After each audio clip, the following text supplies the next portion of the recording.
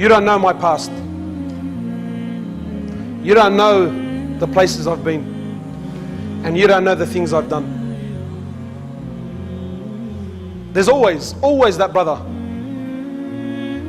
My brothers, Rasulullah sallallahu alayhi wasallam, he tells us in the authentic hadith in Bukhari,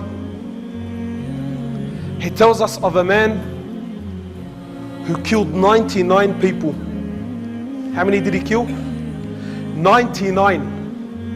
So my brother, your past, the past of the brother sitting next to you, in fact, every single person sitting in this room and their past collectively, we don't even come to a quarter of this man. He killed 99 people. Authentic hadith in Bukhari. Open up Riyadh Salihin, chapter 2, repentance. Look at it there. So after 99 people, something entered his heart and he wanted to make tawbah. So he asks the people, he says to them, where can I go? I want to make tawbah. So the people said to him, look, there's this guy who's a abid, he worships Allah day and night. If there's anyone you're going to ask, go and ask him. So the man goes to him and says to him, brother, I've killed 99 people and I want to make tawbah. Can Allah forgive me? So this abid, and just a side point, my brothers, this is the danger when you seek knowledge from someone who looks religious. But bro, he's in the masjid every day, bro. This guy's pumped. I asked him and he said it's alright. We all do this. Brother, his beard's like that. Wallah, his beard's like that and he's always in the masjid. I asked him and he said it's alright. So he asks the abid, this guy's worshipped Allah day and night. This guy's never seen anything. This guy's in worship day and night. So when he hears 99 people, the guy freaks out. He can't comprehend killing one man, let alone 99. He says to him, Allah can never forgive you. So the man goes, well, since Allah's not going to forgive me, anyway, bro. So he kills him as well. But he polished him off because he didn't like his fatwa. It shows you the ruthlessness of this man.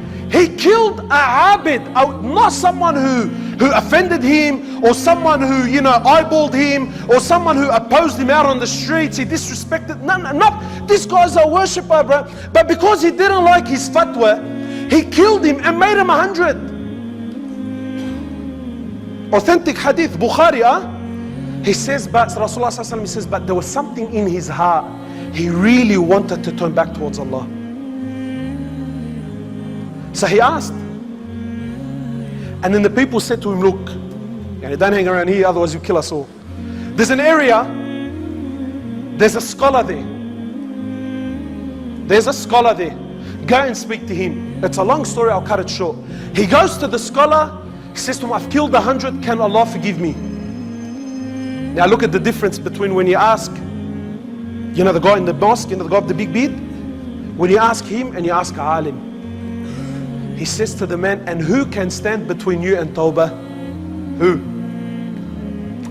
Now we're talking. The man's thinking, now we're talking. I like this thing. He says to him, for you to make tawbah, you got to leave this environment. It's a very bad environment and the people, they're not helping you in doing good. There is a town, there is an area, go there, there are good people. These people will help you worship Allah and they will help you pull up and change. So the man was sincere. He packs his stuff and heads off to the town.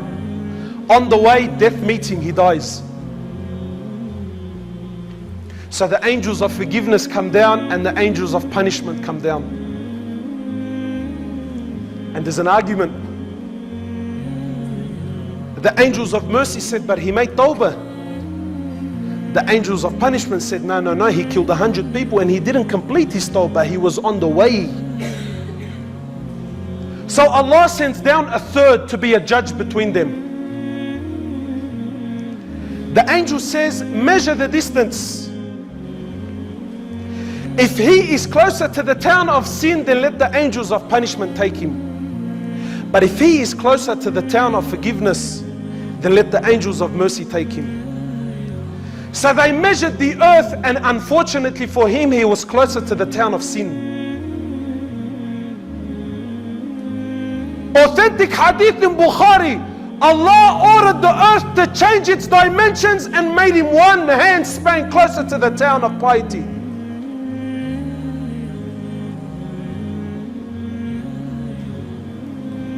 100 people